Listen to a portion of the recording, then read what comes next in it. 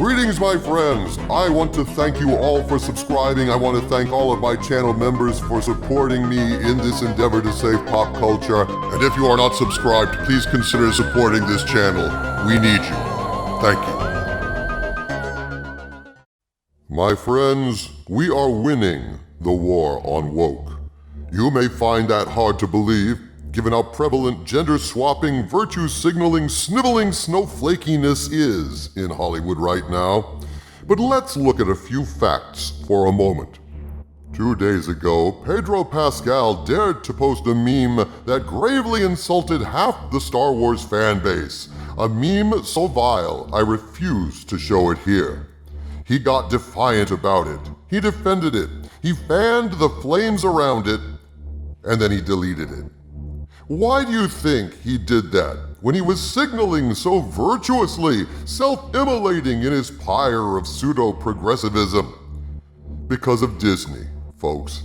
Months ago, I did a video about woke being no longer welcome at Disney, and this is probable confirmation of that video in which it was rumored that Disney was moving forward a for-profit company, and that they would no longer tolerate their employees and partners insulting and alienating fans.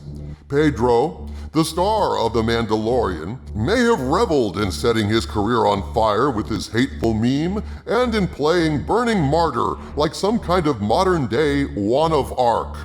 But Disney did not want to burn with him, and so, mysteriously, he yanked that thing down, and I have no doubt it was because of Disney. And why did Disney feel compelled to make this change in their woke policies? Because of us. Because of pressure from good people like you fighting back against this woke wankery? Because of Doomcock and Nerdrotics and Geeks and Gamers and other leading lights in the fandom menace who are sick and tired of being lectured to in our entertainment, and watching our beloved modern myths and legends being gutted on the altar of wokeness. We have been fighting back for years, my friends, and in today's video, I bring you proof that we are winning. As you are no doubt aware, the BBC is one of the worst woke offenders of all.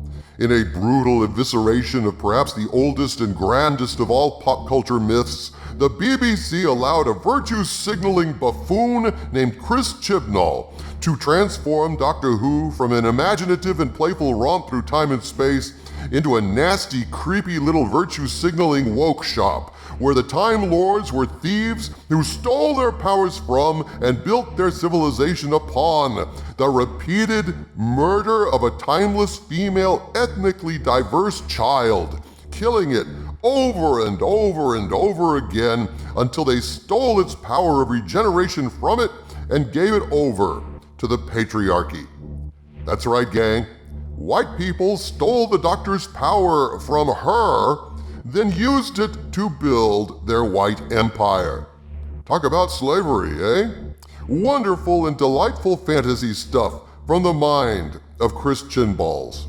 The last season absolutely destroyed a British institution, gutting the myth of the Doctor and crushing a story the UK has loved since 1963.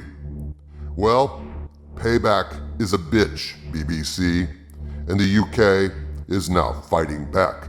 An article was recently published in The Express that makes clear just how much trouble the BBC is in and how badly the BBC is about to pay for their woke wankery. The article, titled BBC Struggles with Huge Backlog of Customers Canceling a £157.50 TV License Fee, made me laugh and laugh and laugh, and it was the laughter born of great satisfaction. Following the self-destruction of Doctor Who this past series, I called on everyone to cancel their TV licenses. My UK folks told me it wasn't that simple, it would be difficult, and while I don't claim to have enough influence in the world as of yet to have caused this to happen entirely myself, I do take great satisfaction in the confirmation that what I called for is not only possible, but it is coming to pass in a catastrophically massive way that is driving the BBC to its knees. Quote, The corporation admitted to Express.co.uk that its phone lines were experiencing an overwhelming amount of calls. This has resulted in a backlog of people being delayed as they opt out of paying the £157.50 annual fee. Rebecca Ryan, campaign director at Defund the BBC, said the online form says customers have to call, but then the call system says to go online as all agents are busy before hanging up.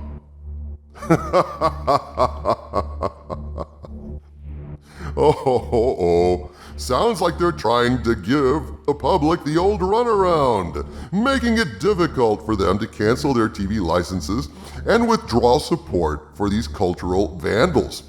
Sounds like the BBC is, to quote Paul McCartney, banned and on the run to me. Rebecca Ryan, who is doing a splendid job organizing the campaign to defund the BBC, stated, quote, "The BBC appears to be deliberately preventing people from canceling their TV licenses by bouncing them back and forth between their website and call center, neither of which are currently functional. This is deeply worrying. People should not be trapped into paying a license for a service they do not use, particularly when it is under the guise of a public service and categorized as a tax. Imagine if this happened with vehicle tax. There would rightly be uproar."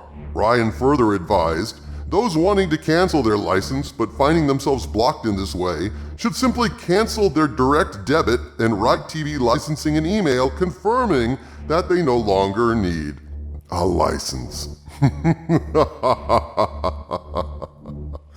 Oh dear, oh dear, oh dear. The BBC actually tried to blame the beer bug, of all things, for their lack of responsiveness in processing the many citizens who want to cancel the BBC. And an official spokesperson issued the following statement. "We have more calls than usual at the moment, and they are taking longer to answer as we operate in accordance with beer buggery government guidelines. We're sorry for any inconvenience this may have caused." Yeah, I'll bet you are. Isn't that something? They actually try to blame the beer bug. However, in this article, Ms. Ryan accuses the BBC of trying to intimidate vulnerable and underprivileged citizens out of canceling their TV licenses. Oh man, they're trying every trick in the book, aren't they? It seems that, like the jackals that they are, the BBC mainly goes after the weaker members of the herd in pursuing legal action against license violations. The Ministry of Justice reports, for example, that 72% of all prosecutions for TV license violations were brought against women in recent years. In short, my friends, the BBC is desperate because their free ride on the government teat is ending. There's talk that Boris Johnson himself is looking to defund the BBC, and in the face of all these cancellations and defunding calls, this nest of woke vipers is squirming like worms on hooks. Because as it turns out, most people don't like woke wankers. That kind of garbage is a kind of boutique niche. It gets you a lot of praise for your virtue signaling at cocktail parties, but the public is sick to death of it, and they no longer want to sponsor it on their dime. You virtue signal long enough, you're going to have to wind up doing it on the dole, you dozy pillocks.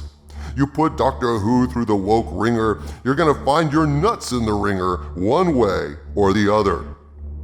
People, we are winning the war on woke. Viacom CBS invested countless millions into Star Trek disgracery, with the final result being they have to rebrand CBS All Access into Paramount Plus, and Season 1 of Star Trek Disgracery, broadcast on CBS in prime time, is consistently getting beaten like a cheap rug in the ratings by shows like Celebrity Family Feud and Match Game. Last week's episode saw STD lose 25% of its audience in one fell swoop. Why? Because it's a woke mess that has ruined yet another of our cultural myths. Disney has backed away from supporting idiots like Pedro Pascal when they abuse the fans, remembering at last that they are a for-profit corporation, not social workers. And now, the failure of the BBC is but the latest bit of proof that get woke, go broke is not merely a cliche, it is a universal law. Disney, Viacom CBS, BBC, all are struggling now not to drown in a sea of red ink. Each of these companies is guilty of destroying part of our civilization, and now they're paying the price for their lack of vision. Rest assured, my friends, we can do without them much more easily than they can do without us. And that is what winning looks like. From the center of the earth, this is Dictor Van Doomcock bidding you all, my friends, stay angry.